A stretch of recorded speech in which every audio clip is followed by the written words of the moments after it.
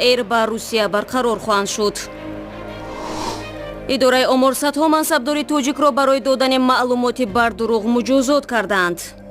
نسبت 1006 нафар шахсони масъули корхона ва муассисаҳо ба маблағи умумии 279,4 сомонӣ ҷарима баста шуд. و بانک ملی تاجیکستان می‌خواهد صاحبکاران بیگناه را از جریمه نچندان عادلانه کمیته انداز رها نماید. برای حساب میشه پرداخت پیشنهاد کرده است که پرداخت انداز چه دیگر لیکن من قابلیت پرداخت پذیرش بود اما بودم اجرا نکرده پیشی وای مشتری. مقامات تاجیکستان و روسیه ظاهراً راه حل ماجرای هوایی را پیدا کردند. جانب تاجیکستان با پرواز هواپیماهای شرکت روسی یمل و روسیه باشد برای پرواز هواپیماهای شرکت سامان ایر اجازه داد. به قول رسانه‌های محلی و روسی توافق اخیر در نشست کمیسیه بین حکومتی تاجیکستان و روسیه در دوشنبه حاصل شد که این لحظات تحت رهبری نخست وزیر قاهر رسولزاده و نایب نخست وزیر ایگور شوالوف ادامه دارد. شرکت سامان ایر از 3 فوریه و یمل از تابستان امسال پروازهای خود را از سر میگیرند. ایگور شوالوف همچنین گفت که هفته‌های نزدیک ولادیمیر پوتین پرزیدنت روسیه به تاجیکستان میآید. جزئیات این نشست را خبرنگاران ما پیگیری دارند و شما میتوانید از تفصیلات سامانه www.azadin.org پیدا نمایید. آژانسی مبارزه با فساد فعالیت شهرداری دوشنبه را تحت سنجش قرار می‌دهد. عبدالکریم ظریف‌زاده معاون رئیس این نهاد روز 27 ینوری ضمن نشست خبری گفت چنین اقدام در اساس مراجعت رستم امامعلی رئیس فعلی شهر دوشنبه و برخی از شهروندان گرفته شده است. مومن احمدی میگوید طبق نقشه تفتیش شهرداری باید سال آینده انجام می‌شد. این ساختمان بناهای لایحه‌ای منزلی دسترس است که شهرداری دوشنبه چند سال پیش به خاطر تامین ساکنان با منزل زیست روی دست گرفته بود. قرار بود این لایحه سال 2015 به اتمام میرسد و اکثر ساکنان شهر دوشنبه با نرخ نسبتاً ارزان صاحب منزل زیست میشوند. اما امروز آژانسی مبارزه با فساد تاجیکستان اعلام کرد که نسبت این طرح شکایت دسترس کردند و همزمان فعالیت شهرداری سابق شهر دوشنبه را در رابطه با طرح منزل دسترس و تصرف بودجه حکومت شهر دوشنبه تفتیش میکنند. موافق نقشه کاری در 2 سال یک مرتبه گذرانده میشود. تفتیش نوبتی آن ماه می سال 2018 میشود. لیکن در اساس مراجعت رئیس شهر دوشنبه خلاصه است که علاقه دو مرتبه مراجعت کرده شد. ما تفتیش تعیین کردیم وابسته به مراجعت شهروندان اویدی تصرف مبلغات بودجتی و اویدی سهمگذاری در منزل دسترس علاقه ما تفتیش تعیین کردیم و رفته است. لایحه منزل دسترس که حالا از جانب آژانسی مبارزه ضد فساد تاجیکستان مورد تفتیش قرار گرفته است هنوز سال 2013 از جانب شهرداری دوشنبه پیشنهاد شد. هدف شهرداری دوشنبه با عملی کردن منزل دسترس تامین کارمندان حکومت شهر با منزل زیست و هنرمندان و اهل فرهنگ با منزل نسبتاً ارزان در پایتخت تاجیکستان بود. کارشناسان در مورد تفتیش لایحه منزل دسترس و فعالیت شهرداری سابق نظر خود را دارند.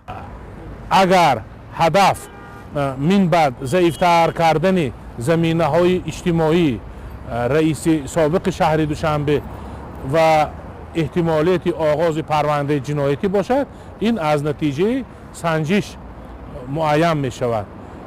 ولی اگر هدف انیخ کردن وضع مالیوی و مناسبت های مالیوی از جمله سوء استفاده از منصب بود یا نه باشد پس این را نیست وابسته به انجام کارهای مربوطه طریق واسطه اخبار عامه شاید اگه آژانسی مبارزه با فساد اعلان کند.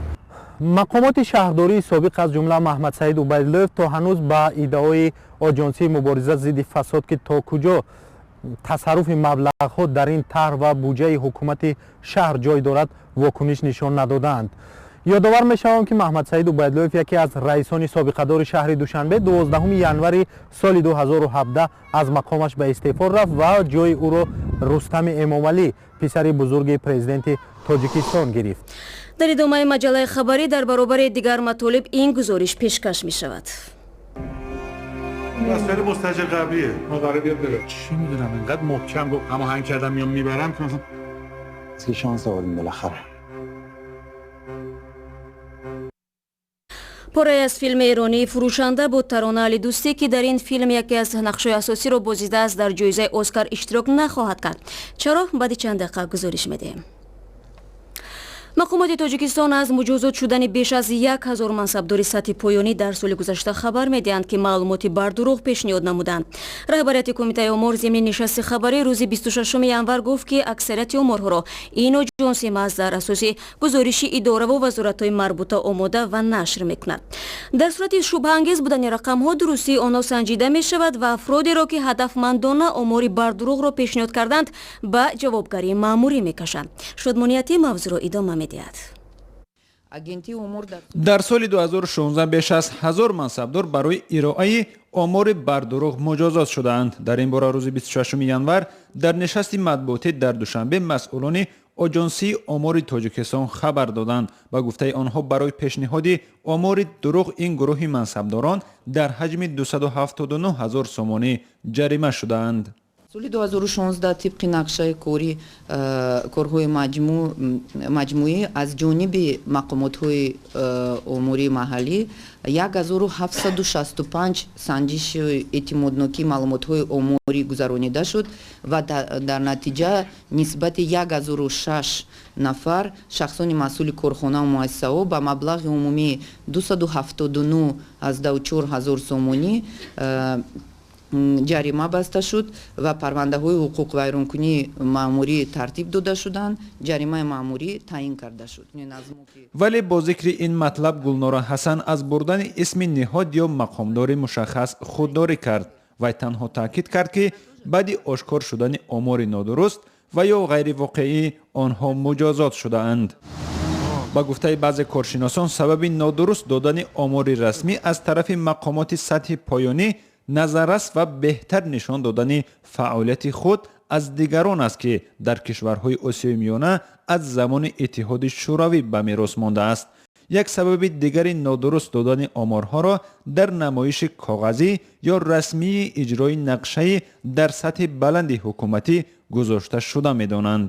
шурӯъ аз мақомоти худидораи маҳаллӣ то ба вазоратхонаҳо барои он ки худро дар пеши мақоми болоӣ беҳтар нишон диҳад ё ки пешрафтатар нишон диҳад баъзан ба боло бардоштани рақамҳои оморӣ ва роҳ додан ба изофагӯиҳо ба худ иҷоза медиҳанд. шодмониятим озодӣ душанбе. соҳибкорони тоҷик шикоят доранд ки бонкҳои кишвар мушкилоти молии худро ба шонаҳои онҳо бор мекунанд.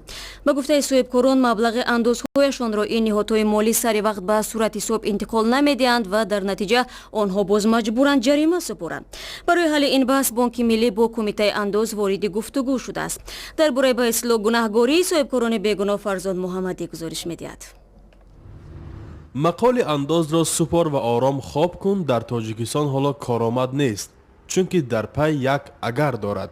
манзур аз ин агар бонкҳо ҳастанд ки андозҳои соҳибкоронро сари вақт интиқол намедиҳанд. Проблема заключалась в том, что у Агроинвестбанка в прошлом году возникли проблемы.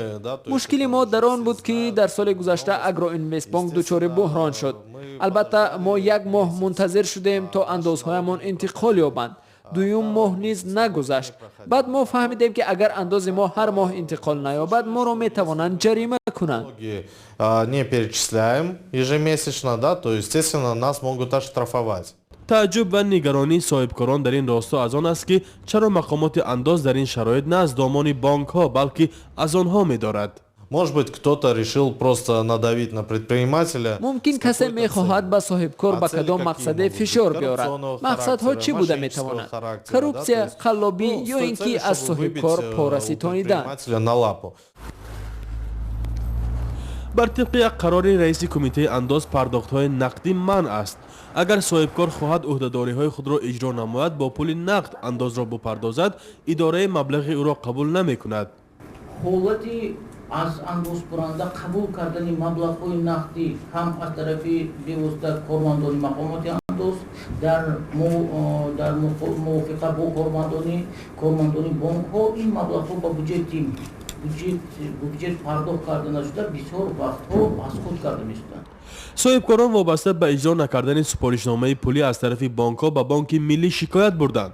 در این وضعیت بانک ملی از کمیته انداز خواسته است که از ستانیدن جریمه از انداز سپارندگانی که با گناه بانک مبلغشان انتقال نیافته است خودداری کنند. نسبت جریمه بستن از جانب مقامات انداز درست و صاحبکار یا تشکیلات حقوقی و سوبیکت خوجگیدار در بانک حساب دارد. در بانک حساب دارد، در بانک و ورقه حساب میشه پرداختچی پیشنهاد کرده است که پرداخت انداز تیار دیگر چه نه که بانک قابلیت پرداخت پذیرش بود اما بودنش اجرا نکرده پیشی و مشتری ما نسبت یکچند چی میگن یکچند ما مستشیده داشتیم کمیته انداز کردیم ما با آنها با یک مسائله میگوییم. مشکلی اندازهای پرداخت شده و در بانک ها در مانده صاحبکاران تاجیک تا حد است که بانک ملی میگوید از 4 میلیارد سامانه که اخیراً به 4 بانک در حالت مشکل قرار گرفته جدا کرده 200 میلیون سامانه آن برای پرداخت اندازها روانه شده است. иқдомҳои Дональд Трамп дар мубориза бо манъи муҳоҷират аз кишварҳои мусулмон аз ҷумла Эрон ки эҳтимол рӯзҳои наздик ба ҳукми иҷро дарояд аҳли ҳунару сиёсатмадорони амрикоро нигарон кардааст. аз ҷумла ба нишони ҳамраҳӣ бо мусулмонон собиқ котиби давлатии амрико Мадлен Олбрайт гуфт ки ҳозир аст худро чун мусулмон сабти ном кунад. ин иқдоми президенти амрико яке аз ҳунармандони маъруфи эронӣ Тарона Алидустиро низ ба ташвиш овардааст. ӯ дар шабакаи иҷтимоӣ изҳор дошт ки моҳи оянда дар ҷоизаи Оскар ширкат намекунад. تفصیلات بیشتر از ساجیده میرزا. سیاه همچین گفت خونه خراب شده گفتم از زیر آوار بعد بین بکشیمتون.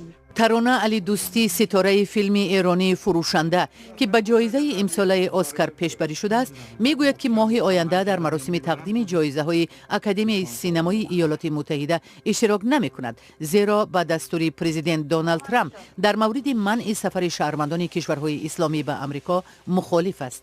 ترانه علی دوستی 33 ساله در شبکه توییتر نوشته است که منع ارائه روادید سفر به ایرانی ها عملی تبعیضی است و از این رو او از اشتراک در مراسم تقدیم جایزه ها دست می کشد. روز 25 ینور در چارچوب مبارزه با مهاجرت غیرقانونی پرزیدنت ایالات متحده دونالد ترامپ دو امر را امضا کرد که روزهای آینده به حکم اجرا می درآیند. ملت بدون مرز ملت نیست. سر از امروز ایالات متحده امریکا مرزهایش را تحت نظارت می گیرد. به نوشته رسانه ها یکی از این تصمیم ها منع موقتی ارائه روادید سفر به شهروندان سوریه، عراق، ایران و یک عده کشورهای دیگر اسلامی است. روز سه‌شنبه فیلم فروشنده کارگردان ایرانی اصغر فرهادی همچون بهترین فیلم خارجی به جایزه اسکار پیشبری شد که مراسم آن 26 فوریه در لس آنجلس دایر می شود. اصغری می گوید سینمای ایرانی به فشارها در داخل و خارج تاب آورده است.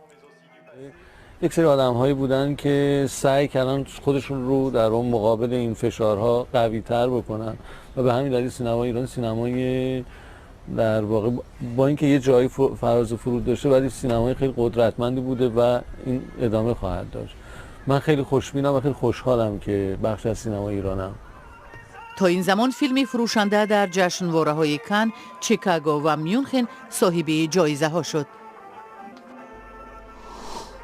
و یک خبر کوتاه ورزشی تیم شاهین اسمایی قهرمان فوتبال افغانستان که برای بازی مرحله پیشکی جام آیفک 2017 مقابل دسته حاصلات فرخور برنده مدال‌های نقره قهرمانی تاجیکستان به دوشنبه آمده است. 26 ینور اولین تمرین خود را در پایتخت کشور انجام داد. و با این خبر میرسیم به پایان برنامه اخباری. بیشتر و ویدیوهای دیدنی را در وبسایت آزادی.org و صفحه‌های ویژه ما در یوتیوب و شبکه‌های اجتماعی فیسبوک، توییتر و ادناکلاستیک دنبال کنید. برایتون استراحت خوب می‌خواهیم و خدا نگهدارتان.